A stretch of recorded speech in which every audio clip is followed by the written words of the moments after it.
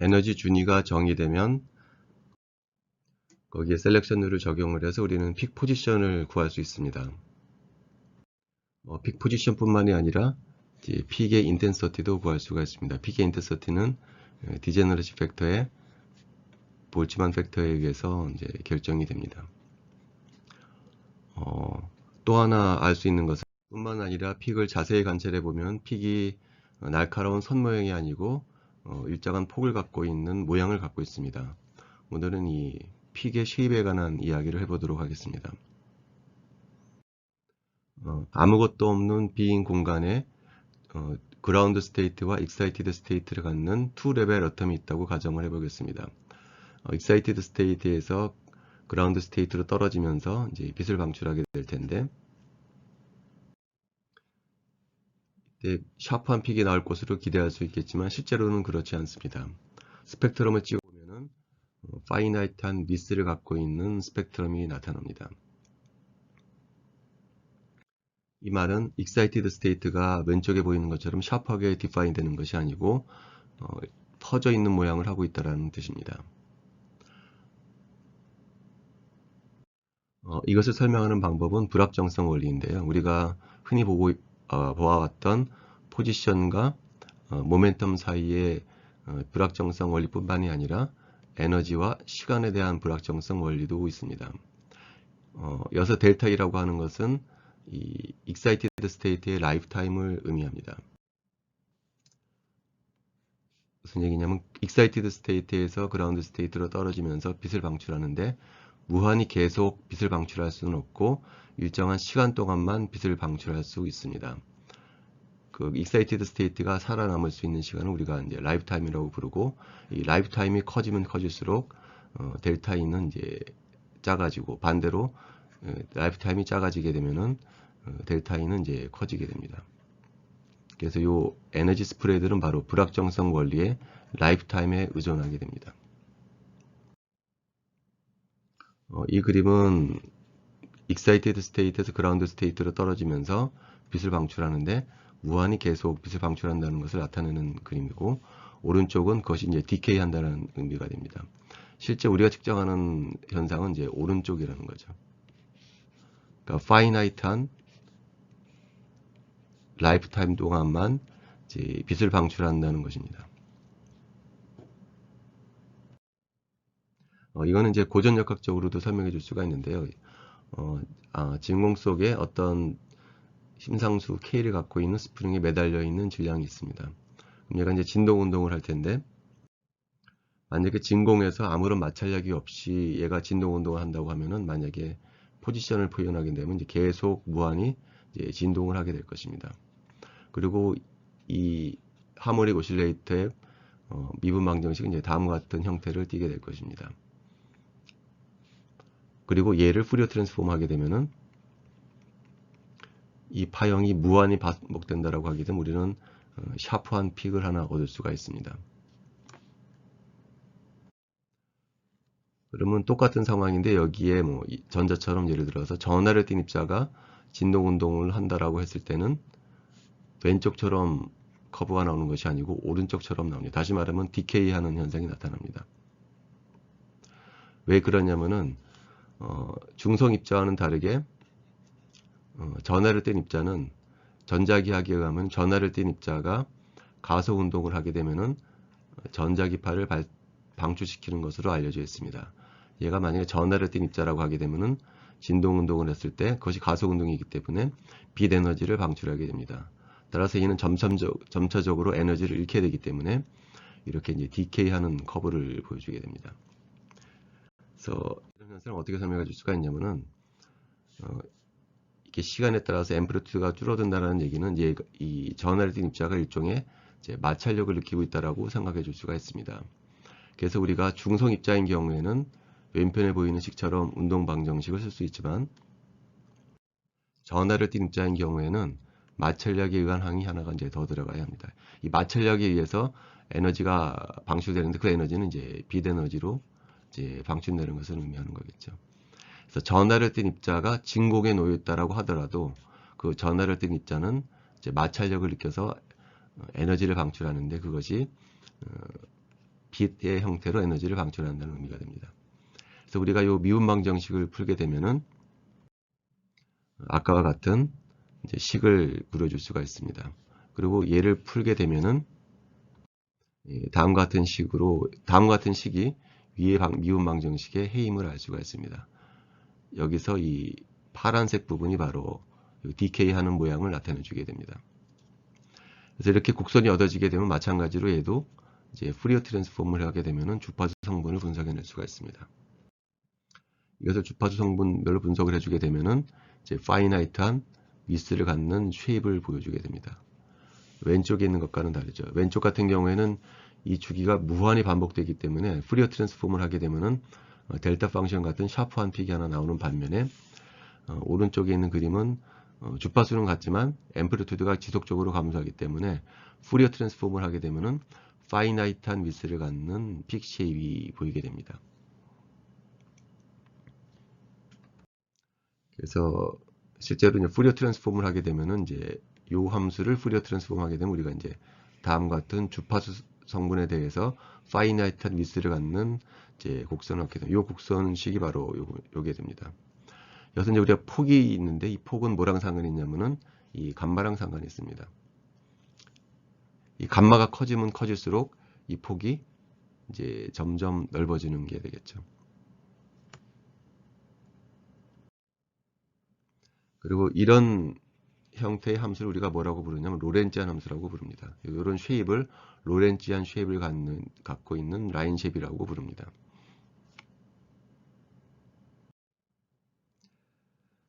여기서 이제 다시 한번 정리를 해보면은요. 이게 샤프한 픽이 나오는 것이 아니고 이렇게 위스를 갖고 있는 픽이 나오는 이유는 뭐냐면은 요 중화량 때문이라는 거죠. 프릭션으로 표현된 중화량 때문이고 이것이 상관 있는 것이 바로 이제 파이나이트한 라이프타임이라는 겁니다. 예를 들어서 이게 무한히 오랫동안 빛을 방출한다고 하면은 얘는 라이프타임이 무한대가 될 것이지만 마찰력이 있기 때문에 이것이 일정한 시간 동안만 주어진 시간 동안만 빛을 방출하고 이제 없어지게 되는 거죠. 그래서 이 감마하고 파이나이트한 라이프타임은 일정의 상관관계가 있고요. 우리가 증명을 하진 않겠지만 이 마찰력은 라이프타임의 역수와 같다는 것을 이제 수학적으로 보여줄 수가 있습니다. 그러니까 감마가 크다라는 얘기는 라이프타임이 굉장히 짧다라는 의미가 되겠습니다. 라이프타임 작거나 감마가 크다라는 얘기는 푸리어 트랜스폼을 하게 되면은 이 폭이 이제 넓어진다라는 의미가 되겠습니다. 그래서 결론은 뭐냐면은 파이나이트한 라이프타임을 갖게 되면은 우리가 다음과 같은 로렌치안 타입의 라인 쉐입을 얻을 수 있다라는 것이 결론이 되겠습니다. 그래서 결론은 excited state에서 ground state로 빛을 내면서 방출할 때 이것이 무한히 계속 빛을 방출할 수가 없다는 거죠. 만약에 무한히 계속 빛을 방출하게 되면 샤프한 픽을 얻을 수 있을 것입니다. 그러나 실제로는 그렇지가 않고 파이나이트한 라이프타임에서만 빛을 방출하기 때문에 그것을 푸리어 트랜스폼하게 되면 폭을 갖고 있는 라인 쉐입을 보인다는 거고 이 폭은 우리가 보통 수학적으로 로렌치안 타입의 함수를 얻을 수가 있습니다. 그것의 근본 이유는 뭐냐면 앞서도 얘기했지만 바로 파이나이트한 라이프타임을 갖고 있기 때문입니다. 결국은 이제 불확정성 원리 때문에 나타나는 현상이라고 설명해 줄 수가 있습니다. 이런 브로드닝을 우리가 뭐라고 부르냐면 내추럴 브로드닝이라고 부릅니다. 마찰력이 없는 진공 상태에서조차도 우리가 내추럴 브로드닝은 불확정성 원리에 의해서 반드시 나타나는 현상입니다.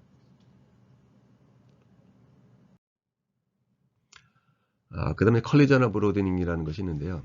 내추럴 브로드닝만 설명했을 때는 예를 들어서 이런 폭을 가져야 되는데 실제 분자 가지고 실험해보면 그거보다 훨씬 더 넓은 폭을 보여준다는 거죠. 왜 이렇게 되느냐? 그것을 설명해 주는 것이 바로 이제 컬리저널 브로드닝이라고 부릅니다. 컬리저널 브로드닝이라고 하는 것은 뭐냐면은 얘 같은 경우에는 분자 하나만 있을 때 이런 식을 보이고요. 실제 우리는 어떤 샘플이 있으면 분자가 하나가 있는 것이 아니고 굉장히 많은 분자들이 서로 기체 상태라고 하더라도 상호작용하는 상태에서 스펙트럼을 찍게 되면 이렇게 폭이 넓어진다는 겁니다. 그 이유는 뭐냐면은 이 분자들끼리 자기들끼리 충돌을 하기 때문에 이 폭이 이제 넓어진다라는 얘기입니다. 무슨 얘기냐면은 앞서 그라운드 스테이트가 있고 익사이티드 스테이트가 있는데 이 폭이 파이나이트한 폭을 갖는 이유는 뭐냐면은 이 익사이티드 스테이트의 라이프 타임이 파이나이트한 라이프 타임이 있기 때문에 이게 폭이 넓어진다라는 것인데요.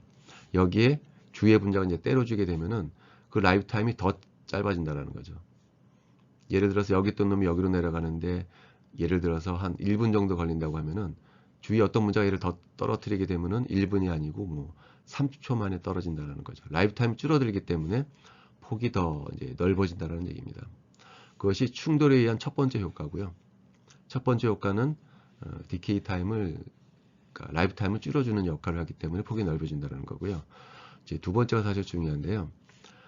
충돌에만 의존한다고 하면은 아마 이런 식의 커브를 보일 것입니다. 이 익사이티드 스테이트에서 그라운드 스테이트로 떨어지면서 나오는 파형은 이제 이런 모양을 할 거라는 거죠. 이건 이제 디케이 커브가 되겠습니다. 근데 실제는 이렇게 된다는 거죠. 여기 보면은 갑자기 위상이 바뀌어지는 부분이 있다는 겁니다. 그러니까 빛을 방출하는데 자꾸 위에서 때려주게 되면은 위상이 튀게 된다는 거죠. 갑자기. 그러면 이 상태하고 이 상태를 푸리어 트랜스포머 하게 되면은 어떻게 되느냐? 다음과 같이 이제 폭이 더 넓어진다는 겁니다. 그러니까 디케이 곡선은 똑같다고 하더라도 왼쪽 같은 경우는 위상이 바뀌지 않으면서 계속 일정한 주파수로 빛을 방출하는 반면에 오른쪽은 빛을 방출하다가 주위의 분자에 부딪히게 되면 위상이 바뀌어서 튀게 된다는 거죠.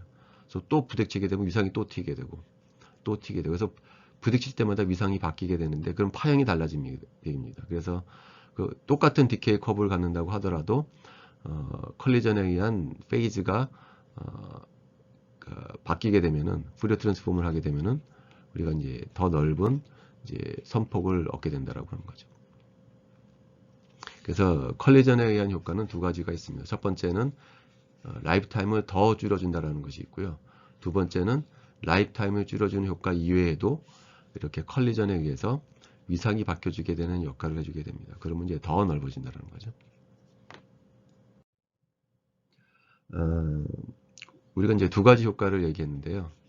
컬리전에 의해서 첫 번째 효과는 라이프 타임이 줄어든다. 그 다음에 페이즈가 랜더마이즈 된다. 두 가지 효과가 있다라고 얘기를 했는데요. 이것은 우리가 예전에 배웠던 NMR 현상하고 이제 상당히 비슷합니다. NMR의 릴렉세이션 타임 중에 T1이라는 게 있고 이제 T2라는 게 있었다고 했었죠. 잠깐 설명을 해보면은요. 이게 이제 지축이라고 하게 되면은 스핀 NMR에서 스핀 같은 경우에 업스핀이 있고 다운스핀이 있는데 자기장을 걸어주게 되면은 업스핀이 다운스핀보다 더 많다. 따라서 자기 모멘트는 지축 방향으로 얼라인이 됐다라고 이제 얘기를 했었죠. 그런 상황에서 마그네틱 필드를 걸어주게 되면은 90도 펄스를 쏴주게 되면 얘가 이제 이게 XY축이라고 그러면은 요 마그네틱 모멘트가 XY 평면으로 이제 떨어지게 됩니다. 그리고 라모아 프리퀀시에 해당하는 주파수로 XY 평면은 이제 회전하게 된다고 그랬었죠. 여기에 이제 코일을 감아주게 되면은 이게 이제 리시버가 되는데 이게 회전하게 되면은 여기에 이제 전류가 흐르게 돼서 우리가 스펙트럼을 측정할 수 있다 뭐 그런 얘기를 했을 겁니다. 근데 만약에 얘가 무한히 계속 회전 운동을 한다라고 하게 되면은 요 Y축에 걸어준 코일의 전류는 무한히 사인파로 계속 간다는 거죠. 그러면 얘가 이제 푸리어 트랜스폼을 하게 되면은 이제 샤프한 픽을 얻게 될 것입니다. 그러나 실제는 그렇지 않다라는 거죠. 왜 그렇지 않냐면은 원래 평형 상태는 이 마그네틱 모멘트가 G축으로 향해 있는 것이 원래 평형 상태라는 거죠. 근데 여기다 이제 강제로 펄스를 쏴줘 가지고 G축에 있던 놈을 XY 평면으로 돌려놨다는 겁니다. 그러면은 이거는 평형 상태가 이게 회전하고 있는 상태는 평형 상태가 아니고 평형 상태는 이게 평형 상태이기 때문에 시간이 흐르게 되면은 자연적으로 원래 상태로 이제 복귀를 해야 된다는 겁니다. 이 그림에 나와 있듯이 이렇게 나선형 궤도를 돌면서 원래 상태로 이제 복귀하게 될 거라는 거예요. 이 프로세스를 뭐라고 부르냐면은 NMR에서 릴렉세이션 프로세스라고 부릅니다.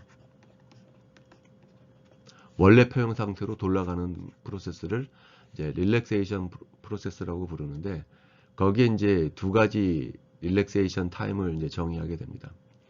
무슨 얘기냐면은 이 평형 상태에 있었다고 그러면은 마그네틱 모멘트 평형 상태에서의 마그네틱 모멘트의 지축 성분값은 0 아닌 값을 갖지만 평형 상태에서 XY 성분은 이제 0이 갖는 거죠. 평형 상태에서는.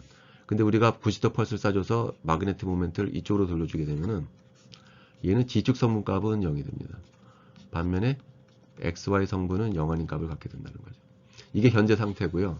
폐형 상태는 이 상태라는 거죠. 그러면은 지축 성분이 얼마나 빨리 폐형 상태로 복귀하느냐. 그것이 이제 T1 릴렉세이션 타임이라고 부르고요. XY 성분이 얼마나 빠른 시간 안에 폐형 상태로 도달하느냐. 그것이 이제 T2라는 거죠. 그래서 우리가 두 개의 릴렉세이션 타임을 이제 정의해 줄 수가 있습니다. 그래서 이거를 XY축에다가 Y축에다 코일을 걸어서 XY 성분이 얼마나 시간에 따라서 폐형 상태로 도달하는 데 걸리는 시간을 우리가 구할 수가 있습니다. 이 커브를 이용을 해서 우리가 T1 릴렉세이션 타임을 구할 수가 있고요. 이거는 XY 성분이 얼마나 빨리 폐형 상태로 도달하는가에 관한 커브가 되겠죠. 이 커브를 이용을 해서 우리가 T2 릴렉세이션 타임을 구할 수가 있습니다. 아까 우리가 브로드닝 메커니즘에 두 가지가 있다고 그래서 컬리전에 의한 메커니즘이 라이프타임을 빨리 줄여주는 거. 이게 첫 번째 효과고 페이즈가 랜더마이즈 되는 거. 페이즈가 랜더마이즈 된다는 얘기는 뭐냐면은 XY 성분이 이제 0으로 된다는 의미가 됩니다. 그래서 바로 이게 이제 T1에 해당하는 것이고요. 이것이 이제 T2에 해당하다는 것이죠. 그래서 랜덤마이에서 말하는 T1, T2가 이제 브로드닝 메커니즘에서는 바로 이제 라이프타임을 빨리 감소시켜 주는 거. 그 다음에 페이즈를 랜더마이즈 시켜줘서 얘를 빨리 이제 0으로 복귀시켜 주는 거. 그 릴렉세이션 타임과 상관이 있는 내용입니다. 그래서 우리가 이제 라인 쉐입에 관한 얘기를 했었는데 지금까지의 라인 쉐입 브로드닝 메커니즘 우리가 보통 호모지니어스 브로드닝이라고 부릅니다. 그러니까 우리가 이제 실제 스펙트럼을 찍을 때 분자 하나만 찍는 것이 아니고 이제 여러 분자를 찍을 텐데요. 분자 개개에 상관이 없이 모든 분자가 겪는 이제 브로드닝 메커니즘이라는 의미에서 똑같은 메커니즘에서 겪는 브로드닝이라는 의미에서 우리가 이거를 호모지니어스 브로드닝이라고 부릅니다. 내추럴 브로드닝이라고 하는 것은 뭐냐면은 진공 속에 이런 분자들이 없고 요 하나의 분자만 있다라고 하더라도 자연적으로 겪는 브로드닝 메커니즘입니다. 이거는 불확정성 원리에 의해서 나타나는 현상입니다. 컬리전의 브로드닝이라고 하는 것은 뭐냐면은 분자 하나가 아니고 여러 개 분자가 있을 때 이 분자들이 얘를 이제 때려주면서 나타나는 현상입니다. 이건 두 가지 효과가 있을 수 있는데 첫 번째는 라이프 타임을 줄여줘서 나타나는 브로드닝이 있고 두 번째는 페이즈를 랜더마이즈 시켜줘서 생기는 브로드닝 메커니즘이 있습니다. 그리고 이 두 개는 공이 로렌치안 쉐입을 준다는 거죠. 그 다음에 그 다음 메커니즘이 하나 있는데 그걸 우리가 이제 인호모지니어스 브로드닝이라고 부르고 이 브로드닝 효과에서 나타나는 픽 쉐입은 이제 가우시안 모양을 하고 있습니다. 예를 들어서 우리가 리퀴드나 솔리드 상태에서 우리가 실험을 한다라고 했을 때 이 빨간색 분자와 녹색 분자는 같은 분자임에도 불구하고 주위 환경이 다릅니다. 얘는 예를 들어서 6개 분자가 둘러싸고 있고 예를 들어서 빨간색 분자는 이제 4개의 분자가 둘러싸고 있다라고 하게 되면 이것이 빨간색 원자와 분자와 녹색 분자가 똑같은 분자라고 하더라도 주위 환경이 다르기 때문에 에너지 준위가 다를 거라는 거죠. 어떤 분자는 에너지 준위의 간격이 짧은 반면에 똑같은 분자라고 하더라도 환경이 다르기 때문에 어떤 분자는 더 넓은 에너지 간격을 줄 것이라는 거죠. 그러니까 아예 중심 주파수가 다르다는 거죠. 리퀴드와 솔리드 상태뿐만이 아니고 가스 상태에서도 비슷한 일을 겪을 수가 있습니다. 가스 상태이기 때문에 주위 환경이 다르지는 않습니다. 그러나 우리가 이 가스 분자는 똑같은 온도에서 움직인다고 하더라도 어떤 분자는 빨리 움직이는 분포가 있고 어떤 분자는 느리게 움직이는 분자가 있죠. 맥스웰 볼트만 디스트리뷰션이죠. 어떤 분자는 빨리 움직이고요. 어떤 분자는 굉장히 느리게 움직일 수가 있습니다. 그럼 예를 들어서 내가 이제 빛을 이쪽으로 쏴준다 그러면은 분자가 왼쪽 방향으로 움직이는 이 분자인 경우 분자가 보는 이 빛의 주파수하고 오른쪽 방향으로 움직이는 분자가 느끼는 이 빛의 주파수는 다르다는 그걸 우리가 소위 도플러 효과라고 부르죠. 빨리 움직이는 분자 오른쪽으로 왼쪽으로 움직이는 왼쪽으로 움직이는 분자 같은 경우에 이 분자가 보는 주파수가 다르다는 거죠. 그러니까 아까 이 형태랑 똑같은 거죠. 어떤 분자는 에너지 간격이 작은 반면에 어떤 분자는 에너지 간격이 크다라고 볼 수가 있는 거예요. 똑같은 빛의 주파수를 쏴준다고 하더라도 이 분자가 처해 있는 상황에 따라서 그 주파수를 크게 느낄 수가 있고 이제 작게 느낄 수가 있다는 거죠. 그러니까 분자마다 느끼는 빛의 주파수가 다르다는 거죠. 그래서 실제 스펙트럼은 어떻게 되냐면 개별의 분자는 이런 로렌치안 쉐입을 하고 있는 쉐입을 보일 거라는 겁니다. 앞에서 얘기했던 호모지니어스 브로드닝에 의해서 파이나이트한 위스를 갖는 로렌치안 타입의 브로드닝이 있을 거고, 근데 그 분자가 각기 처해 있는 상황에 따라서 이 간격이 작을 수가 있고 클 수가 있다는 거죠. 그래서 그 로렌치안 쉐입을 갖고 있는 분포가 다시 넓은 분포를 하게 될 거라는 거죠. 그래서 실제 우리가 갖는 스펙트럼의 라인은 이런 모양이 될 거라는 거죠. 이런 모양을 우리가 이제 가우시안 쉐입이라고 부릅니다. 좀 더 수학적으로 표현하자면은 이 상자 안에 들어있는 분자들의 속도 분포가 다를 거라는 거죠. 이것은 맥스웰 볼츠만 분포입니다. 이 식으로부터 우리가 요 전체적인 오버럴 쉐입을 구할 수가 있고, 그것을 구해보면은 그 푸리어 트랜스폼을 해보면은 이런 쉐입을 갖게 되고, 이런 쉐입을 갖고 있는 라인을 우리가 가우시안 타입이라고 부릅니다.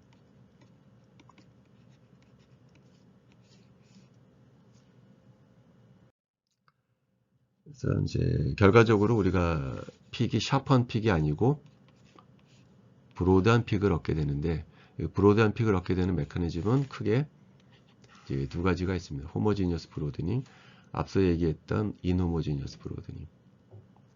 그리고 호모지니어스 브로드닝에 의한 픽의 쉐입은 이론적으로 로렌치안 쉐입을 보이고요. 지금 방금 얘기했던 인호지니어스 브로드닝에 의한 쉐입은 이제 가우시안 모양을 하고 있습니다. 그래서 이제 픽의 쉐입을 결정하는 두 가지 메커니즘에 대해서 배웠습니다. 그래서 기말고사 범위까지는 이제 여기까지 하도록 하고요. 이제 다음 시간부터는 그동안에 배웠던 것을 복습하도록 하겠습니다.